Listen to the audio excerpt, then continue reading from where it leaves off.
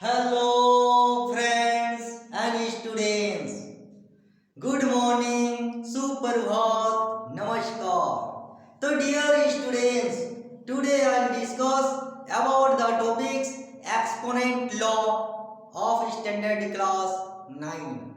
तो dear students, number system के अंदर ये लास्ट टॉपिक्स है एक्सपोनेंट लॉज। ये एक्सपोनेंट लॉज किसको बोला जाता है, ये एक्सपोनेंट रूल्स क्या है, as a student point of view से, चाहे वो स्टूडेंट किसी भी बोर्ड से हो, सभी बोर्ड्स के स्टूडेंट को पढ़ना पड़ता है, चाहे वो सीबीएसई का हो या आईसीएसई का हो या स्टेट बोर्ड या ओपन बोर्ड्स का हो। तो dear students, as a student point of view से सबसे पहले एक्सपोनेंट रूल्स को जानना है और आप लोगों को माइंड में सेट करना है। फिर उसी रूल्स के अनुसार डिफरेंट टाइप का जो सम पूछा जाता है उसको प्रैक्टिस करके माइंड में सेट करना है। तो डियर स्टूडेंट, तो first of all I will discuss different type rules of exponent law. तो डियर स्टूडेंट्स, आप लोग यहाँ पे समझने का कोशिश करना है कि एक्सपोनेंट के जो पहला रूल्स है x की पावर m इंटू x की पावर n, s को बोलते हैं बेस। यहाँ पे बेस सेम है लेकिन पावर डिफरेंट है। यदि पावर डिफरेंट रहेगा और बेस सेम रहेगा और इंटू में रहेगा डियर स्टूडेंट्स, तो इक्वल टू क्या हो जाएगा, x के power m plus n into में। सेकेंड रूल, x के पावर m डिवाइड x के पावर n, जब डिविजन होगा डियर स्टूडेंट्स तो इक्वल टू क्या हो जाएगा, x के पावर m माइनस n। तो मतलब क्या हुआ, मल्टीपल रहने से प्लस, डिवाइड रहने से माइनस, और x के पावर माइनस n होगा तो इक्वल टू 1 बाई एक्स के पावर n, ये पॉजिटिव हो जाएगा तो 1 बाई एक्स प्लस n हो जाएगा। रूल नंबर 4, x के पावर m का पावर n रहेगा तो इक्वल टू x के पावर m इंटू n हो जाता है। तो dear students, next rule, x के पावर m इंटू y के पावर m, यदि पावर सेम रहेगा बेस डिफरेंट रहेगा तो डियर स्टूडेंट बेस को मल्टीपल किया जाता है, x into y power m हो जाएगा। एंड डियर स्टूडेंट्स, किसी का भी डिजिट हो x के पावर यदि 0 होगा तो उसका वैल्यू 1 होगा। इसके मतलब ये हो डियर स्टूडेंट्स कि मान लीजिए 5 के पावर 0 है तो इक्वल टू 1 होगा, या 3/7 है और पावर 0 है तो 1 होगा। मतलब किसी के भी पावर यदि 0 रहेगा तो उसका वैल्यू 1 माना जाएगा, मतलब उसका 1 होता है। अब 1 by 1 I will discuss how to solve about any questions through the exponent rules, that means exponent laws। 1 by 1 एक एक लॉ का किस टाइप का क्वेश्चन रहता है, 1 क्वेश्चन लेके आप लोगों को as a student point of view से बताने का मैं प्रयास करूंगा और आप लोगों को as a student point of view से माइंड में सेट करने का प्रयास करना है, और कैसे स्वयं लिखना है वो भी हम टेक्निक बता देंगे। और आप लोगों के पास जो भी बुक प्रोवाइड किया गया है, चाहे वो NCERT का बुक हो, चाहे RS अग्रवाल का बुक हो, चाहे RD शर्मा का हो या दास गुप्ता हो या ओपन बोर्ड NIOS का प्रिंटेड बुक हो, चाहे वो किसी भी राइटर का बुक हो, आप लोग वहाँ से क्वेश्चंस लेके प्रैक्टिस करने का प्रयास करना है। और स्वयं जब क्वेश्चंस एक्सरसाइज खत्म हो जाएगा कैसे क्रिएट करना है, कैसे अपने से लिखना है, ये भी मैं टेक्निक बता दूंगा। तो डियर स्टूडेंट, सबसे पहले रूल नंबर 1 कि x के पावर m इंटू एक्स के power n equal to x के पावर m प्लस n होता है। तो आपका क्वेश्चन रहेगा इवेल्युएट, मतलब मान लीजिए 1 के पावर 1/2 के पावर यदि यहाँ पे 2 करेंगे और यहाँ पे 1/2 के पावर यदि हम लोग 1 कर देंगे और इवेल्युएट कहा जाएगा तो सेम टू सेम यही रूल हम लोग यहाँ पे सॉल्यूशन करके लिखेंगे कि सिंस x के पावर m इंटू एक्स के power n equal to x power m plus n। तो डियर स्टूडेंट्स मतलब x और x सेम बेस होना चाहिए, तो 1/2 और इंटू में है तो सेम बेस में है तो यही रूल इसमें अप्लाई होगा। तो मतलब क्या हो जाएगा, जब इसको सॉल्व करेंगे तो यहाँ पे हो जाएगा 1/2 x की जगह और m की जगह 2 और n की जगह प्लस और n में 1, तो मतलब 1/2 के पावर 2 और 1 3, मतलब 1/2 एंड 1/2 पावर 3 है तो 3 टाइम्स मल्टीपल कर देना है, तो 1/2 2 जा 4 4 2 जा 8। तो डियर स्टूडेंट साथ में हम ये भी बताने का प्रयास करूंगा, आपके पास जो भी बुक प्रोवाइड किया गया है वहां से तो प्रैक्टिस करना ही है, जैसे ही खत्म हो जाएगा यहीं से देखने का प्रयास कीजिए कि डिफरेंट टाइप का कैसे क्वेश्चंस लेके प्रैक्टिस कर सकते हैं, स्वयं लिख सकते हैं। यहाँ पे सेम बेस है x, तो x की जगह दोनों वैल्यू सेम लेना है, चाहे फ्रैक्शन में लीजिए चाहे विदाउट फ्रैक्शन में लीजिए, मतलब x की जगह यहाँ पे सेम वैल्यू लेना है और m n का पावर आप कुछ भी ले सकते हैं। तो मतलब इस टाइप से आपका पहला रूल हो गया। तो इस टाइप से खुद से भी क्वेश्चन लेके प्रैक्टिस कर सकते हैं, लेकिन ये रूल नहीं भूलना है। यही रूल्स के हिसाब से आपको वैल्यू लेना है और इसी रूल्स के हिसाब से आपको इसी रूल को फॉलो करते हुए पुट कर देना है और सिंपलीफाई कर देना है, हो गया सब। तो डियर स्टूडेंट पहला क्वेश्चन हो गया। अब आते हैं डिवाइड वाला में, यदि इसी को हम लोग डिवाइड कर देंगे तो यही क्वेश्चन को तो देखिए क्या होता है। क्वेश्चन नंबर 2, मान लीजिए 1/2 यहाँ पे 2 एंड डिवाइड 1/2 का 1, तो मतलब बेस सेम है डिवाइड है माइनस, तो मतलब यहाँ पे सॉल्यूशन लिखिए। अब यहाँ पे सॉल्यूशन जब हो जाएगा तो यहाँ पे सिंस करके लिखिए कि x के पावर m डिवाइड x के power m equal to x m minus n। तो मतलब क्या हो जाएगा, अब इस चीज को यहाँ पे बिठाएंगे तो यहाँ पे 1/2 और पावर 2 माइनस 1, m की जगह 2 m की जगह 1 माइनस, तो मतलब यहाँ पे 1/2 आंसर। 2 में 1 किया तो मतलब 1, तो मतलब आपका 1/2 ही आंसर होगा, तो यहाँ पे आंसर कर दीजिए 1/2। तो डियर स्टूडेंट्स दोनों क्वेश्चन सेम हैं, लेकिन प्रोडक्ट में रखने से आपका इस रूल को जब फॉलो करेंगे तो उसका आंसर होगा 1/8। लेकिन मजेदार बात क्या है, वही क्वेश्चंस को लिए जब डिवाइड होगा तो माइनस हो जाता है, तो उसका आंसर 1/2 हो जाएगा। तो डियर स्टूडेंट मेरे कहने का मतलब है एक्सपोनेंट रूल को नहीं भूलना है, चाहे क्वेश्चन कहीं से भी रहने दीजिए, आसानी से सॉल्व कर सकते हैं। तो डियर स्टूडेंट्स या खुद से भी आप उस रूल को फॉलो करते हुए क्वेश्चंस क्रिएट करके प्रैक्टिस कर सकते हैं। तो dear students question number 1 and 2 को तो देख लिए, रूल नंबर 2 भी हो गया। वही क्वेश्चन जब प्रोडक्ट में होगा तो इस रूल के अनुसार उसका आंसर 1/8 होगा, और वही क्वेश्चन जब डिवाइड में होगा तो इस रूल के अनुसार आपका रिजल्ट होगा 1/2। अब यही क्वेश्चन यदि हम लेंगे यहाँ पे x के पावर n तो देखिए क्या हो जाता है। ये टेक्निक है डियर स्टूडेंट, एक ही क्वेश्चंस को पूरे एक्सपोनेंट को खत्म किया जा सकता है, आप लोग भी खत्म कर सकते हैं। ये माइंड में सेट हो गया तो आप इसी रूल को फॉलो करते हुए आपके पास जो भी बुक है आसानी से सॉल्व कर सकते हैं। तो डियर स्टूडेंट अब क्वेश्चन नंबर 3 देखिए, अब थर्ड को भी लेकर हम दिखा दे रहे हैं। देखिए क्वेश्चन नंबर 3 को यही क्वेश्चन मान लीजिए 1/2 का पावर -2 x के पावर -n, तो इसी रूल को यदि हम लोग लिखेंगे तो देखिए क्या हो जाएगा। तो सिंस x के power -n equal to 1/xn, तो मतलब क्या हो जाएगा, अब इसको यदि हम लोग यहाँ पे उठाएंगे तो 1/2 का ये पॉजिटिव हो जाएगा, 1/2 का पावर 2। अब इसको जब सॉल्व करेंगे डियर स्टूडेंट तो तो 1/2 एंड 1/2 इक्वल टू 1/4। तो ये ऊपर जब चल जाएगा तो 4 आंसर हो जाएगा।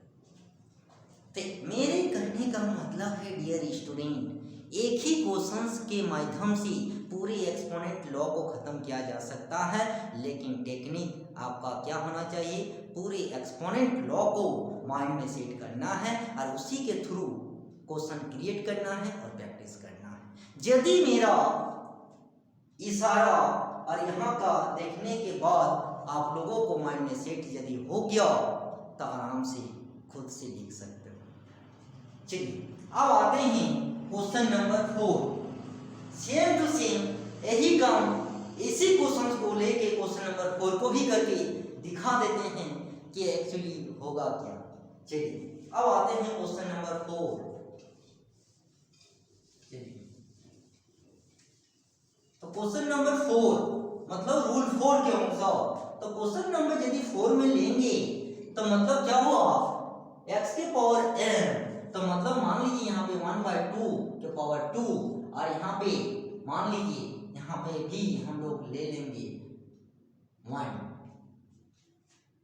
मान लीजिए 1 ले लेंगे, तो मतलब क्या हो गया dear student, same to same since वही को फॉर्मूला लिखिए, x के पावर m और n, तो x के पावर m इंटू n।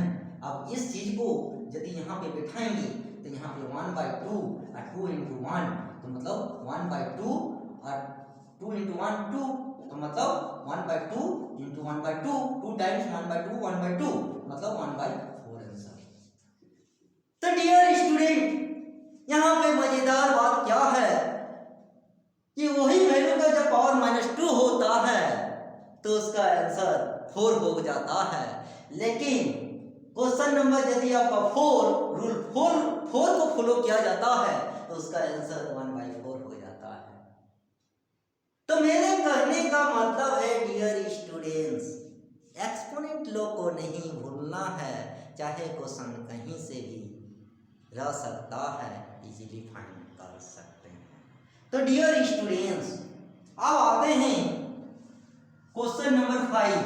यही क्वेश्चन मैं क्वेश्चन चेंज इसलिए नहीं करूंगा क्योंकि मैंने आपको बोला एक ही क्वेश्चन से पूरे एक्सपोनेंट लॉ को खत्म किया जा सकता है, इसीलिए मैं क्वेश्चंस को चेंज नहीं करूंगा, लेकिन आप लोग डिफरेंट टाइप का क्वेश्चन क्रिएट करके या आपके पास जो भी बुक है चाहे वो किसी भी राइटर का हो वहाँ से पहले ख़त्म कर लीजिए और मेरा इशारा और ये क्रॉस देखने के बाद आप लोगों को माइंड में सेट हो जाना चाहिए, और जब सेट हो जाएगा तो आसानी से सॉल्व कर सकते हैं। तो डियर स्टूडेंट्स अब आते हैं क्वेश्चन नंबर 5। चलिए तो क्वेश्चन नंबर यहाँ पे 5 लेके आपको दिखा देते हैं।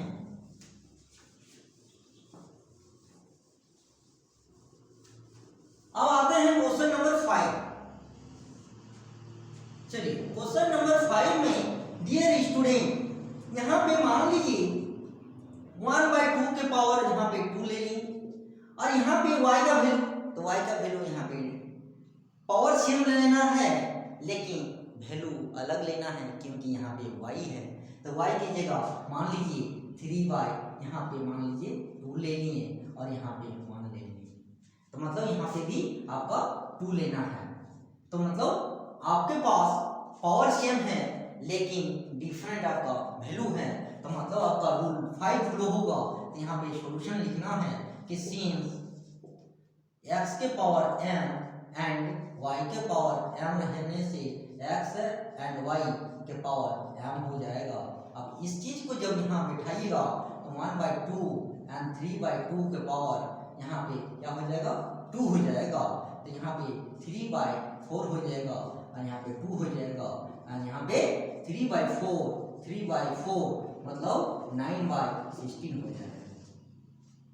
तो डियर स्टूडेंट्स मेरे कहने का मतलब है एक्सपोनेंट रूल्स को नहीं भूलना है, एक ही क्वेश्चन लेके पूरे लॉ को खत्म कर देना है। तो डियर स्टूडेंट्स रूल नंबर 5 हो गया, तो मतलब x और y डिफरेंट लेना है लेकिन पावर सेम लेना है। आते हैं रूल नंबर 6। तो रूल नंबर 6 यहीं पे हो जाएगा। तो रूल नंबर 6 को यदि हम लोग करेंगे तो क्वेश्चन नंबर 6 तो 1/2 का पावर यहाँ पे 0 ले लेना है। क्वेश्चन नंबर वही है, हाफ ही लिए हैं, हाफ ही लिए हैं और पावर 0 है तो यहाँ पे सॉल्यूशन करके रूल को लिख लीजिए कि सिंस x के पावर 0 इक्वल टू 1 तो देयरफॉर 1/2 के पावर 0 इक्वल टू 1 है। 6 रूल को एक ही क्वेश्चन से लेके पूरे एक्सपोनेंट लॉ को खत्म करके दिखा दिए। तो आई होप डियर स्टूडेंट्स मेरा इशारा समझ में आ गया होगा कि किसी भी क्वेश्चन एक ही क्वेश्चन से लेके पूरे एक्सपोनेंट लॉ को खत्म किया जा सकता है। तो डियर स्टूडेंट्स इसी टेक्निक के साथ यदि आप लोग प्रैक्टिस कीजिएगा और माइंड में सेट करने का प्रयास कीजिएगा तो एक ही क्वेश्चंस को पूरे एक्सपोनेंट लॉ को प्रैक्टिस कर सकते हैं और माइंड में यदि सेट हो गया तो किसी और बुक और सैंपल पेपर और कहीं किसी का नोट्स पढ़ने की जरूरत नहीं पड़ेगा। तो डियर स्टूडेंट्स अब आते हैं कि इसी एक्सपोनेंट का लॉ से इवेल्युएट एक्स फाइंड करने के लिए पूछा जाता है। ये भी एक दो क्वेश्चन लेके मैं बता देता हूँ ताकि आप लोगों के पास जो भी राइटर का बुक है वहां से आसानी से प्रैक्टिस कर सकते हैं। तो चलिए तो फाइंड एक्स अब आते हैं यहां से फाइंड एक्स। तो क्वेश्चन नंबर 7 तो क्वेश्चन नंबर 7 की फाइंड एक्स तो यहां पे 1 2 5 के पावर एक्स इंटू 5 के पावर 1 इक्वल टू 6 2 5 इस टाइप से पूछा जाता है। और आपको पूछा गया है कि फाइंड एक्स करना है तो देखने से दिमाग चकरा जाता है कि how to solve about this questions find x. तो डियर स्टूडेंट्स यही एक्सपोनेंट लॉ को ही फॉलो करना है और फाइंड एक्स कर देना है। तो डियर स्टूडेंट्स अब इसको कैसे करेंगे तो मतलब यहाँ पे 5 के पावर यदि 3 करेंगे यहाँ एक्स करेंगे तो 5 इंटू 5 इंटू 5 3 टाइम्स 5 125 होता है। तो यहाँ पे 5 के पावर 3 हो जाएगा और इंटू यहाँ पे 5 के पावर 1 इक्वल टू यहाँ पे 5 के पावर 4 हो जाएगा। तो 5 के पावर 4 मतलब 6 to 5 हो जाएगा। तो डियर स्टूडेंट्स यहाँ पे कितना हो जाएगा 5 और 3x तो पावर 3x हो जाएगा इंटू 5 के पावर 1 इक्वल टू 5 के पावर 4। और यहाँ पे एक्सपोनेंट आप लगा दीजिए कि सिंस x के पावर m इंटू x के power n x m plus n होता है तो इसको यदि बैठाएंगे तो 5 यहाँ पे 3x प्लस 1 हो जाएगा और इधर 5 के पावर 4 हो जाएगा। तो डियर स्टूडेंट्स अब बेस यदि सेम रहेगा दोनों तरफ तो पावर इक्वल टू पावर होता है। तो यहाँ पे क्या हो जाएगा कि 3x प्लस 1 इक्वल टू 4 यहाँ पे 3x इक्वल टू 4 माइनस 1 तो यहाँ पे 3x इक्वल टू 3 तो therefore x equal to 3/3 cut के 1 तो मतलब आपका आंसर होगा। तो डियर स्टूडेंट्स इस टाइप का चाहे मल्टीपल में हो या डिवाइड में हो या एक्सपोनेंट का किसी और रूल्स का हो इसी रूल्स को फॉलो करते हुए इस टाइप का जब क्वेश्चन रहेगा तो आसानी से सॉल्व एक्स किया जा सकता है। तो डियर स्टूडेंट आई होप आज वाला क्लास एक्सपोनेंट लॉ और मेरा इशारा यदि आप लोगों को समझ में आ गया होगा और माइंड में सेट हो गया है तो डियर स्टूडेंट्स किसी भी राइटर का कोई भी बुक आप लोगों के पास है आसानी से वहां से सॉल्व कर सकते हैं, आसानी से प्रैक्टिस कर सकते हैं या खुद से भी इस टाइप का क्वेश्चंस क्रिएट करके प्रैक्टिस करके लिख सकते हैं। तो डियर स्टूडेंट, आज इतना ही। जो नंबर सिस्टम का लास्ट टॉपिक था द एंड हो गया, और नेक्स्ट क्लास में नेक्स्ट टॉपिक्स लेके आप लोगों के साथ डिस्कशन करूंगा। तब तक के लिए